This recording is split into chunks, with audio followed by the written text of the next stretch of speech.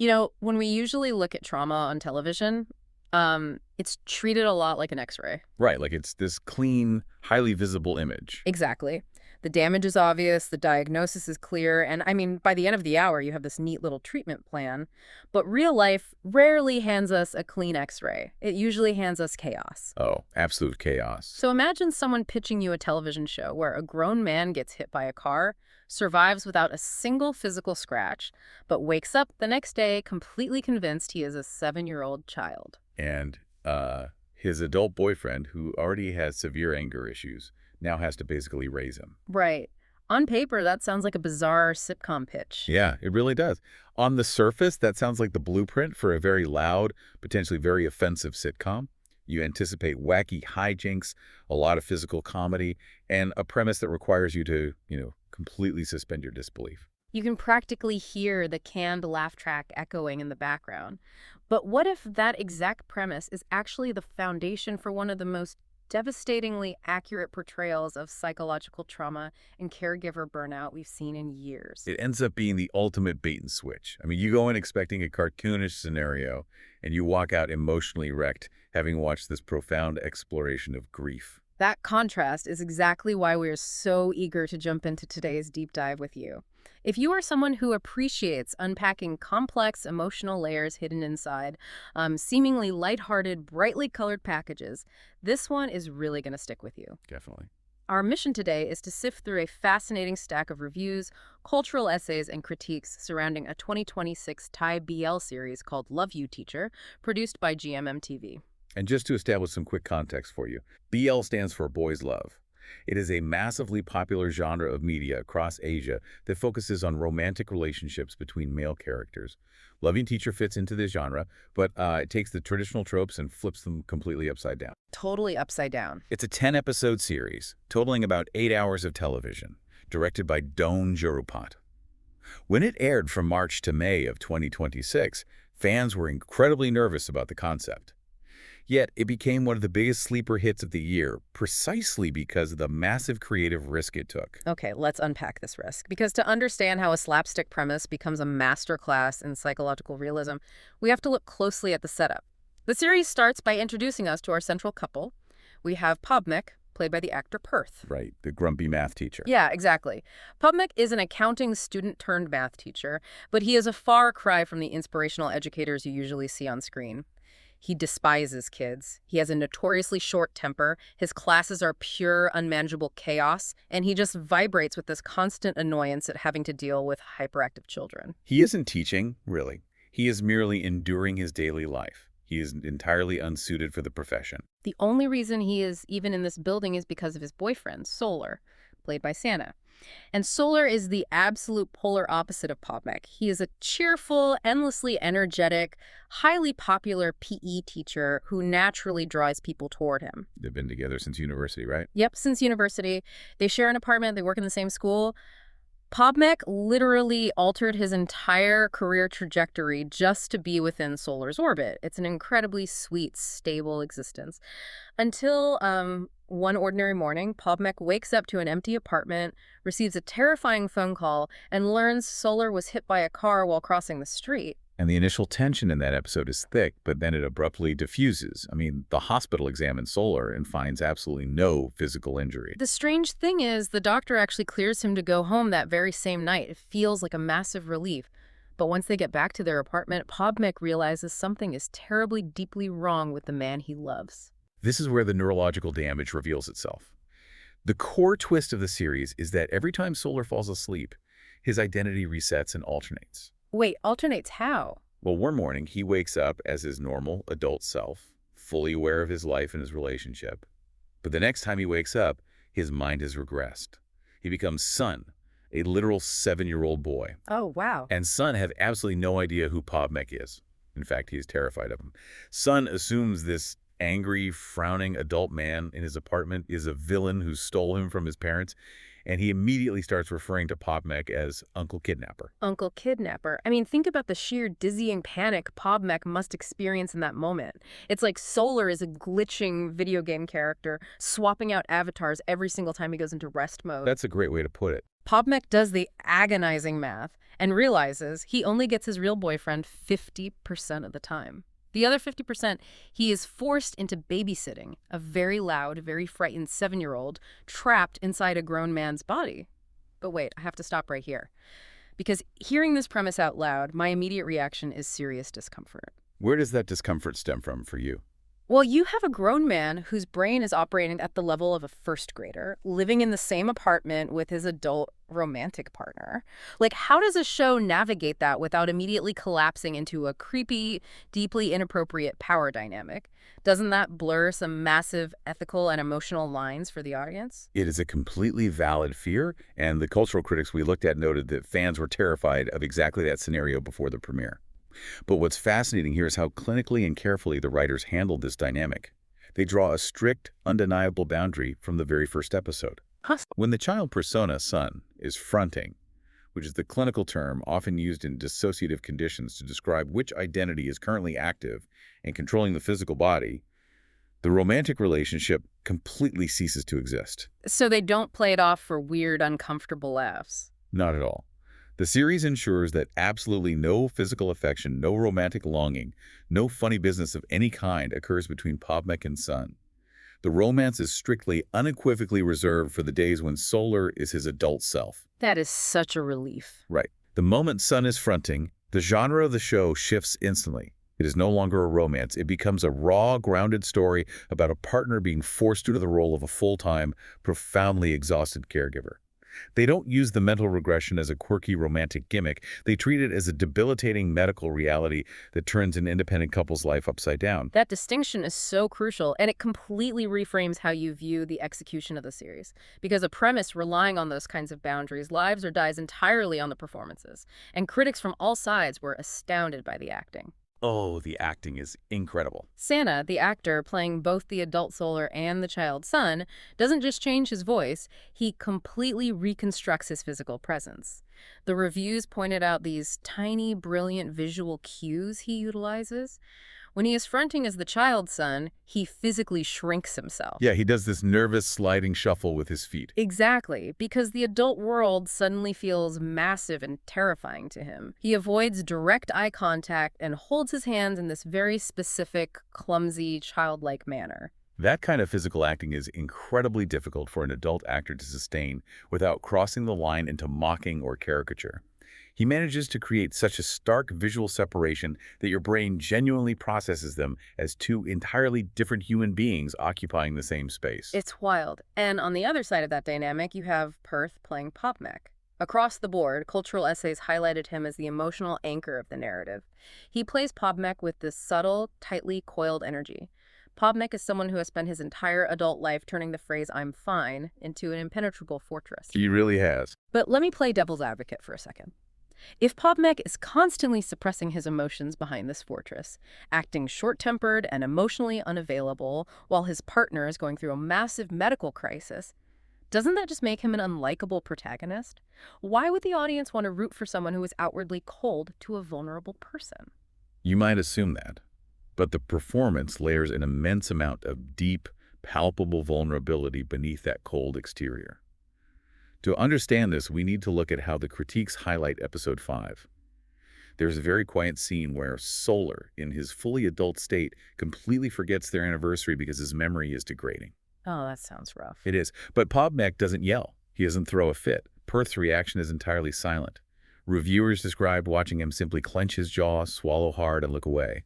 In that tiny motion, you realize Pobmek isn't arrogant or cold. He is incredibly fragile. He is experiencing the absolute peak of caregiver burnout. Yes. He is holding down a job he hates. He is managing a household alone, and he is watching the love of his life look right at him with a blank expression. That coldness you see isn't apathy. It is a desperate survival tactic. He is vibrating with a bone-deep exhaustion, holding his entire world together by a single thread. As much as the sources praise this nuanced acting, it is important to point out where the execution occasionally stumbles. We found some sharp critiques regarding how the show struggles to balance its heavy reality with its sitcom roots. Yeah, it's definitely not a flawless show. Right. For instance, in that same stretch of episodes, Pobmek and Solar are being incredibly irresponsible with their teaching duties. They're leaving classes unattended and missing faculty meetings because of their chaotic home situation. Right. A real-world school would terminate them immediately. The administrative consequences just conveniently vanish to serve the plot. The writers use a highly implausible, almost ridiculous excuse to let them keep their jobs, which makes the school environment feel like a fantasy land compared to the heavy realism of the apartment scenes. Additionally, the pacing in episode 7 apparently hits a massive wall. Oh, the repetitive caregiving routines. Yes. The script just shows Pobnek going through the exact same exhausting, repetitive routines, feeding Son, calming his tantrums, trying to get him to sleep 3 separate times in a single hour. It becomes a slog for the viewer. And then there is the issue of tonal whiplash. That whiplash is a recurring point of contention in the reviews. Imagine a scene where Pobnek is literally sobbing into a towel in the bathroom, feeling completely broken by his reality. The camera lingers on his despair.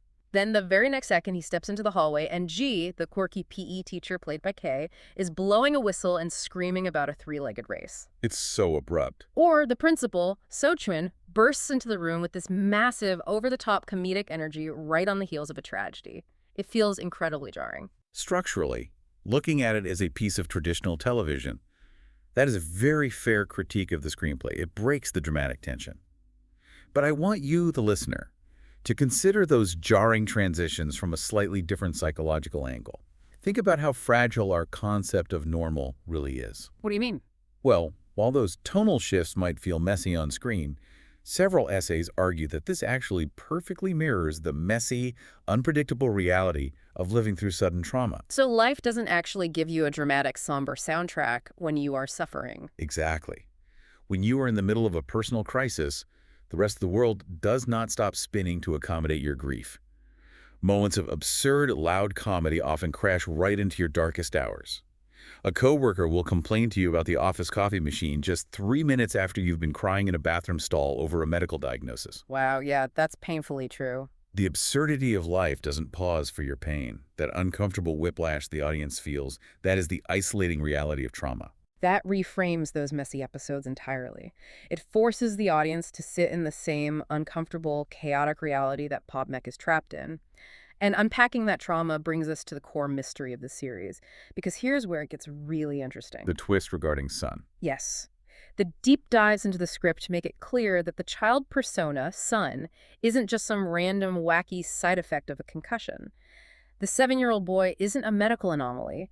Son is a highly specific defense mechanism. He is a psychological shield deployed by the subconscious. Think of it like an emotional panic room. The human brain literally built a heavily fortified safe space out of a childhood persona because the adult reality became too overwhelmingly painful for Solar to carry. This revelation is where the series pivots from being a story about a random car accident into a heavy, intricate story about generational trauma. As the later episodes unfold, the audience finally learns the root cause of Solar's condition. The real reason he regressed. Right. Solar suffers from profound, unaddressed survivor's guilt related to his biological mother's death, which happened when he was exactly 7 years old. It completely shifts the context of everything we've watched up to that point. The age of the child persona suddenly makes horrifying sense. It does. And if we connect this narrative choice to the bigger picture, the essays highlight how the series delivers some surprising social commentary. It dives into the immense pressure women face when motherhood derails the careers they have spent their entire lives building. More specifically, the narrative tackles the dangerous, often ignored reality of untreated postpartum depression. Cultural critiques of the show pointed out how it uses this storyline to highlight a very real societal blind spot. The series doesn't just throw in a flashback of a sad woman crying to manipulate the audience. It layers in these quiet, devastating moments, his mother staring blankly at a wall while a baby cries, or the sheer isolation of being expected to manage a household alone. It really shows how the world often dismisses these maternal struggles. Exactly. Society tends to label these mothers as simply being stressed or tired, rather than acknowledging they are experiencing a severe medical crisis driven by complex hormonal shifts and a massive loss of personal identity. The series treats her struggle as a nuanced, systemic failure, rather than just a convenient, tragic backstory for the male lead.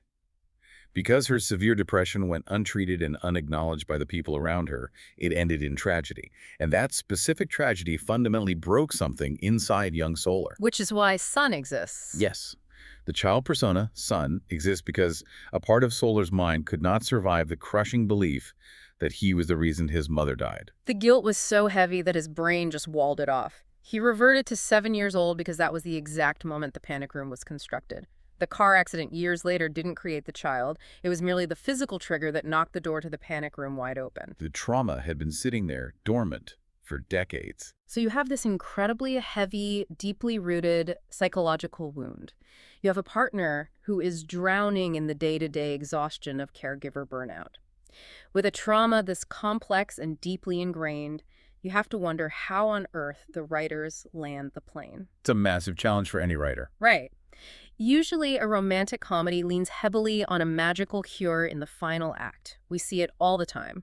A kiss in the pouring rain, a tearful breakthrough speech, and suddenly the illness is banished by the sheer power of love. So, did the writers take the easy way out and just magically cure Solar's brain damage to give the audience a happy ending? They absolutely did not take the easy way out, which is why analytical reviewers elevate this finale to the status of an elegant, heartfelt masterpiece. There is no miraculous overnight medical cure. Solar does not wake up one morning completely healed by a romantic montage. The panic room stays intact. The panic room remains a permanent fixture of their lives. Solar continues to live with his neurological disorder. The reality is that he will likely always have days where he falls asleep and wakes up as Sun. Then what changes? What changes in the finale isn't his medical chart, it is his environment, and specifically, Pobmek's approach to it. The entire resolution of the series is focused on the concept of coexistence. Coexistence, rather than a cure, that is a massive departure from standard television tropes. It really is. Pobmek, who started the series hating children, avoiding his own emotions, and white-knuckling his way through life, fully embraces this fractured reality. The finale shows him actively building a loving, highly structured routine. A routine for both of them. Yes, he creates a life that makes space for both the adult partner he loves and the child persona that desperately needs patience and protection. Pobmek stops trying to force Solar's brain back to a normal baseline and instead starts living fully in the reality they actually have. That feels so much more grounded and powerful than a magic wand ending. The sources describe the final scene of the series, and it sounds beautifully understated. It's just the two of them, Pobmek and Solar, walking hand in hand through an empty schoolyard at sunset. It's a gorgeous scene. There is no dramatic dialogue, just a soft, acoustic version of the show's soundtrack playing in the background. It's quiet, it's a peaceful acceptance of a nonlinear life. So, what does this all mean for you? It means the core message of the show asks us to reconsider what it actually takes to love someone long-term. It is about loving a person even after they have completely fundamentally changed from the version of them you first met.